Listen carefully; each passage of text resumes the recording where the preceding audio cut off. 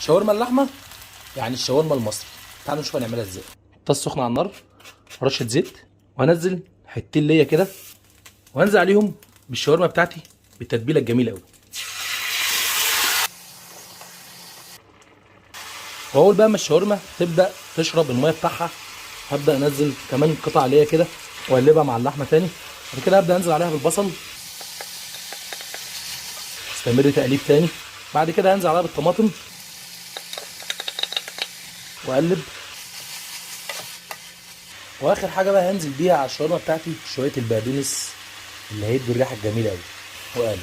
نجيب بقى رغيف الكايزر بتاعنا الجميل ونعمل ألذ سندوتش شاورما. ما تنساش الطحينه بطريقتي. وما ان انا ما عنديش خيار، فقررت ان اكل جنبها اللفت البلدي المصري اللي ملوش مثيل. وبالهنا.